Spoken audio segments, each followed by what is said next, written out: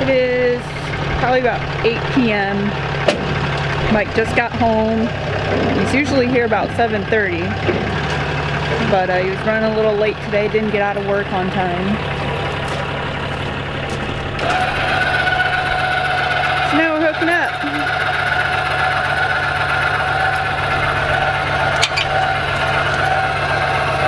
Long day. Yeah. Working Fridays sucks. Yeah. I don't like it. For you.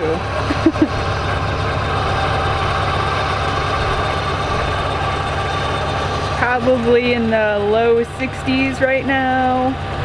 Yeah. Kind of breezy. I'm wishing I had a jacket on. Sun's going down.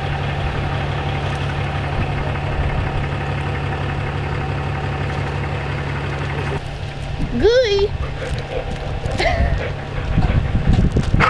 Ready to go camping?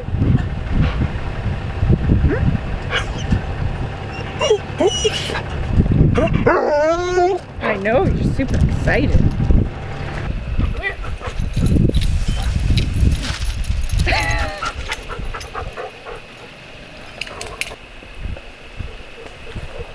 Putting water in it.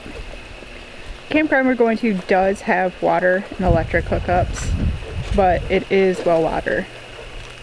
At least last time we were there, which is probably a couple years ago. It is just outside Port Clinton city limits. It's about 6 miles from here. So we're really going to make a long trek. They do know that we're coming in with a late arrival though.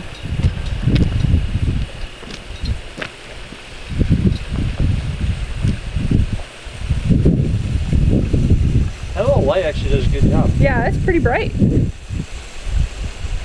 I'd rather have that than our light strips on the awning. I know you would, but I like the bright light. Maybe not that bright, but... Well, we finally made it. The whole 6 miles. They knew we were going to do a late check-in. But they have a gate, and they write the code on the back of your car tag. And it did not work. Luckily, looks like another camper saw us just basically sitting there because I was trying to call the manager, and she used her gate pass. Gate card, Yeah, seasonal person. Yeah, for seasonal to let us in. So that was very nice. Wow, they got a lot of open spots. Yeah. I'm sure last weekend these were all full. Right now it's just void. It's just black right now. It looks like they're putting everybody down at the end together. And that could be. I know they wanted to give us a big site because we have a long camper.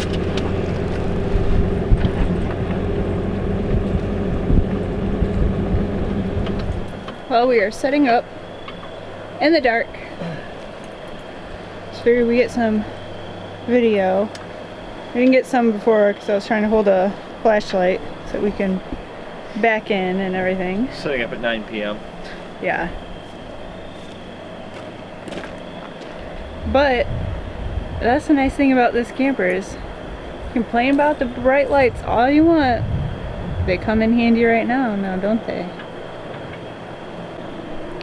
Cell phone flashlight win.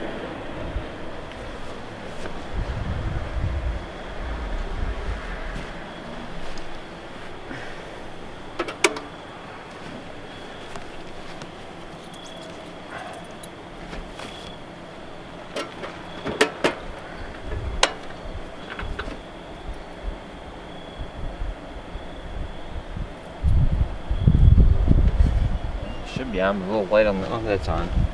Okay. Put this slide out. Alright. Hey, Power guy. So the lights got brighter. Yeah. Go over here. Come here. No, stop doing that. Ugh. Took them all 5 minutes to get wrapped around the stabilizer. Now we'll put out the other slide.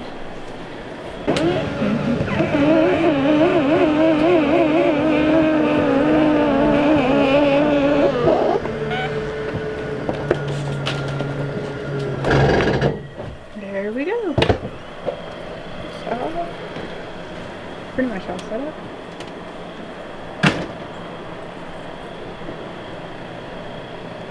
And that's how you set up in the dark. It is Saturday morning. We are up. I'm making breakfast, some pancakes and sausage, and coffee. Mike walked up to the office because we got in late last night. So, the guy is very unpleased.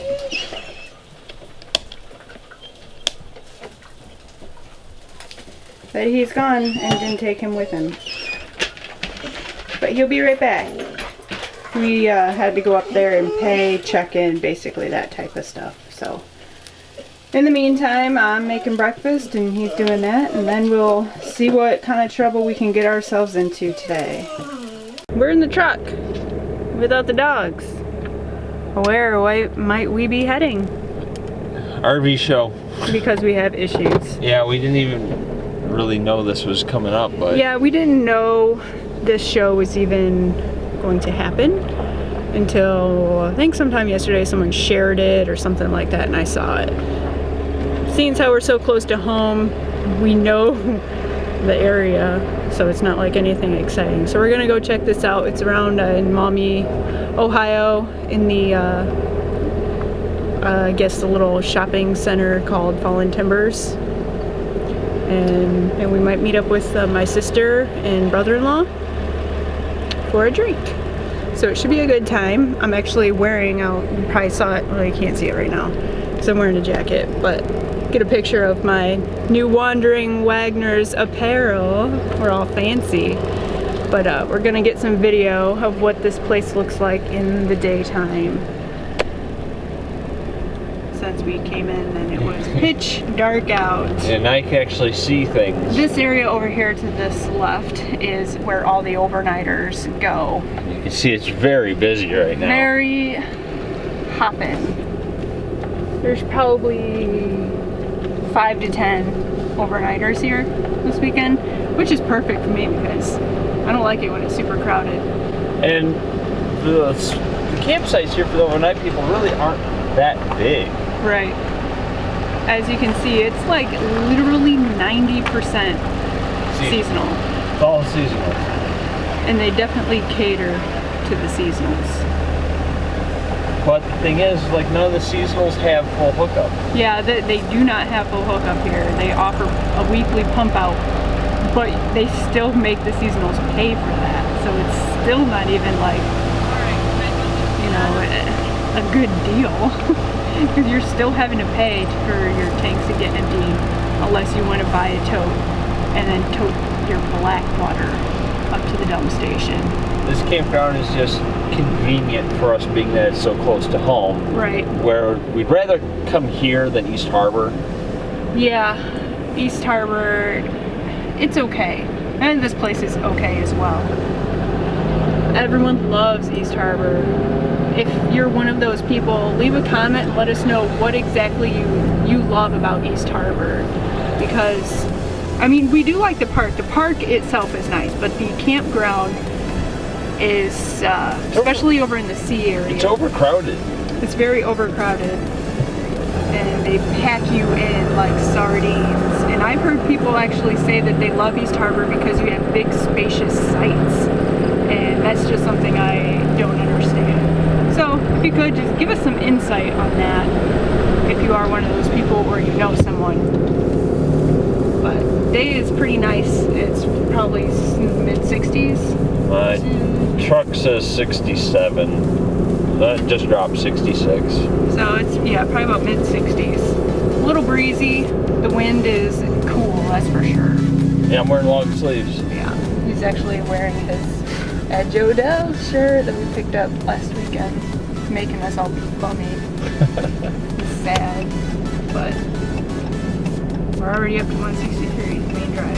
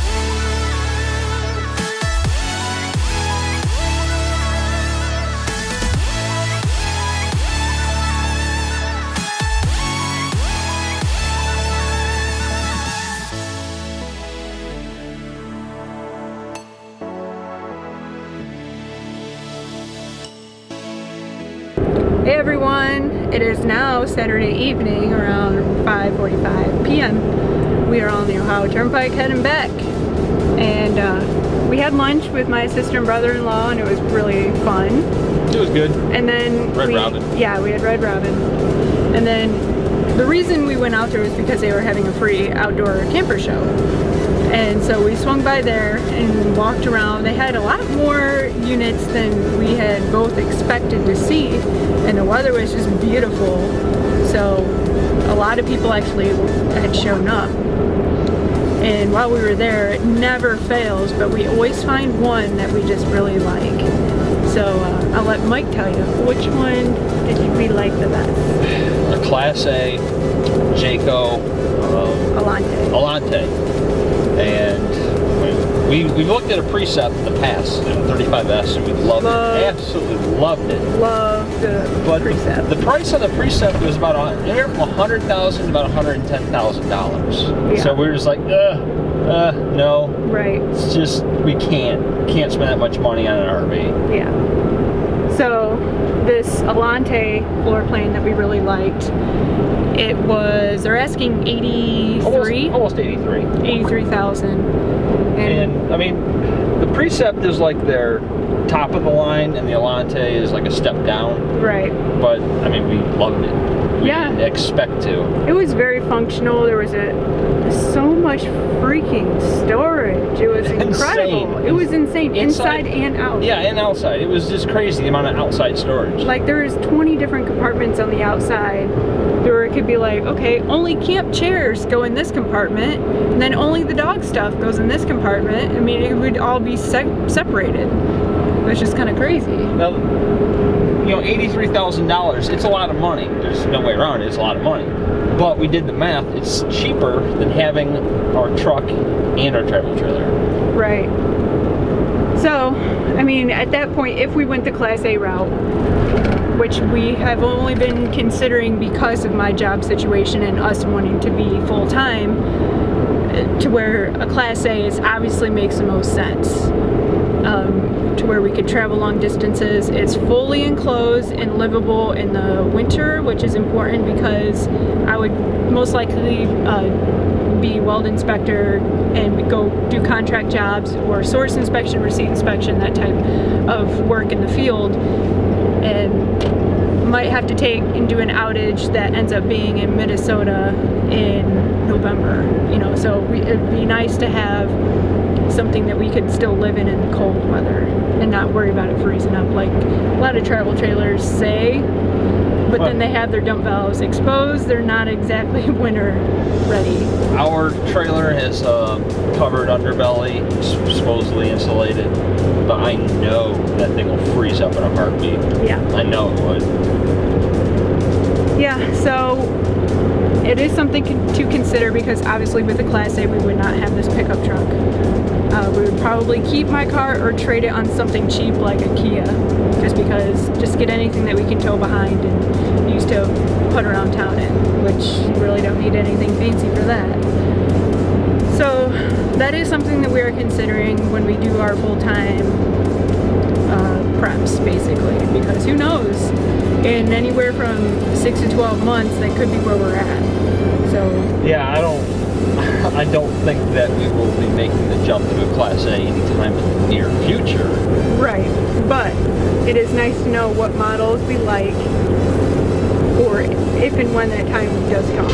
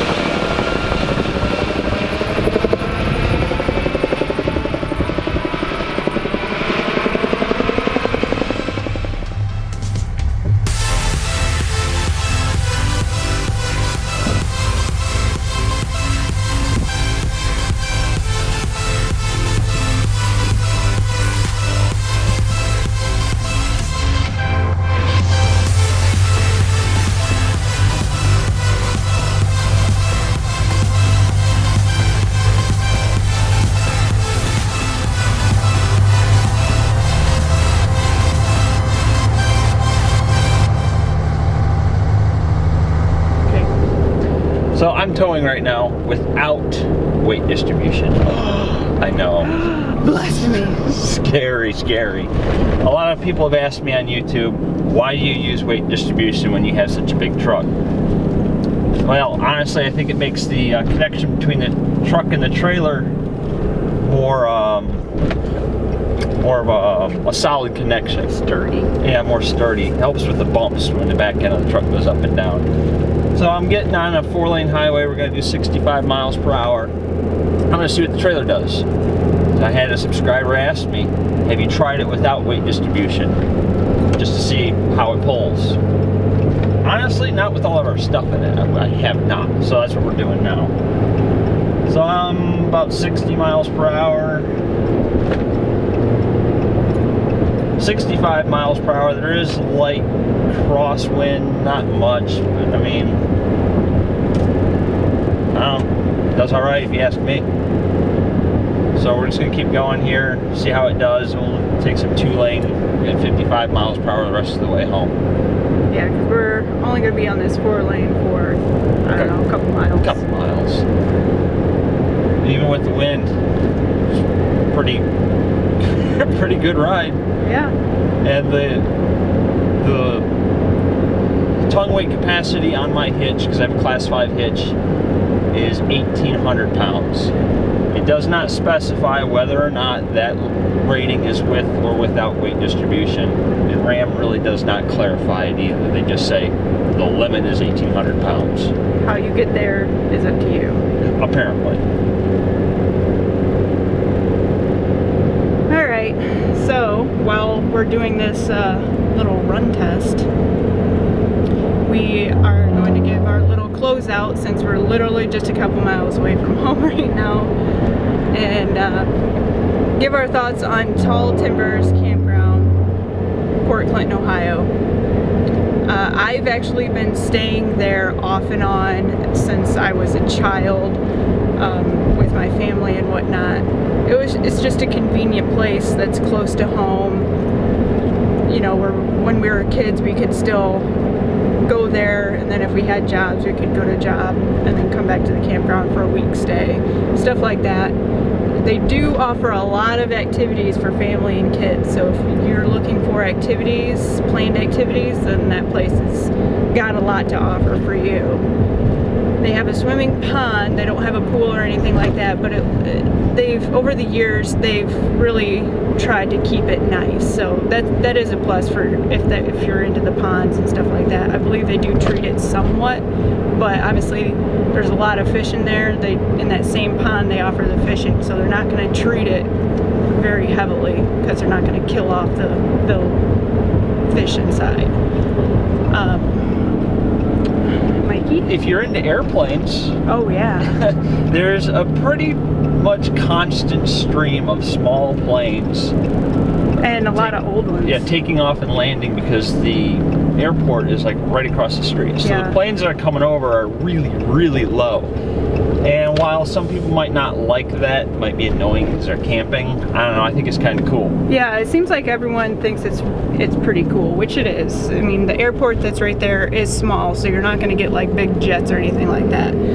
But you get a lot of the older stuff, a lot of Cessnas, and I think it's pretty cool. And we even got some helicopters. I don't know what kind of events there are going on, but airport's always that busy, and we're just a little further east and we don't really know. But there was a lot of aircraft coming in today. But it was pretty cool. We went to the camper show yesterday and came back and made dinner and hung out and had a pretty good evening where the weather was really nice. And then this morning we got up and took the dogs for a walk, and they really enjoyed that. So overall, I'd say it was a nice stay. We didn't really have we had one neighbor, and they weren't really outside ever, and then they were gone this morning when we got up, so can't really, there's nothing really bad. So any other closeout thoughts? I wish they had more spots for the overnight people. Yes. Campground's 95% seasonal, which isn't a big deal, but if you're an overnighter, it's going to be a little harder to get a campsite there during peak season. Yeah, it wasn't difficult today or this weekend because it was a weekend right after Labor Day, so everyone's pretty much done with their camping season except for people like us. So far, without weight distribution or sway control, it's whatever. Yeah. With weight distribution, it definitely makes a more solid connection. As we go over bumps without it, I can feel the truck doing more, like kind of bouncing. Yeah. But not necessary. I can go with or without with this truck. The trailer we have is a White Hawk. J. Coke says that it's a half-ton towable trailer. Ooh. I have a 4-door dually diesel. Yeah. So I feel pretty confident. I feel bad for the half-ton towable. If we got into a situation where our weight distribution system broke or we lost a bar, I know we could get somewhere without it. That's kind of the point of this. Right. So I can see if I can do it with or without. So far, we've achieved success. And we're obviously back on the 2-lane road. We went the long way home. So instead of 6 miles, it's probably about 10, maybe 11. Yeah, because I wanted to get up to 65 miles per hour to see how this trailer did in the wind and with speed without weight distribution. And I was saying no sway control, no weight distribution is blasphemy, but it's not always required. Is it a good idea? Yes, it is. Especially when you're towing with like that SUV that just went by. Yeah, he had no weight distribution or sway control, but lots of campers around here because East Harbor's right up the road. So that's the nice thing about living in this area is you always get to creep on other people's campers. But at that, we'll just cut it off around here. Give us a like, subscribe, let us know if there's any other campgrounds or products that you'd like for us to review. Well, the season is winding down. We're running out of weekends to go camping. Unfortunately. We've camped almost every weekend this summer. Yeah. Or season. We started in March. Yeah, we started in March. We're gonna camp well into the fall so long as the weather is above freezing. So we're hoping November. Only time will tell since this is Ohio. One more thing I really like about not having weight distribution is the trailer tows silently. There's no creaks and pops. There's no popping, snaps, pops. Which nothing. We're running the what's the brand? Centerline TS. The Husky Centerline TS hitch. Their claim to fame on this is it's silent. I can tell you that's far from it. Far from the truth. Yeah. It makes just as much noise as any other hitch out there. Yep, that is true. And this ride has been rather nice because, like he said, it is silent. You don't realize how noisy it is until you don't have the noise. Yeah. So, maybe at that note, we'll close it out. See ya. See ya.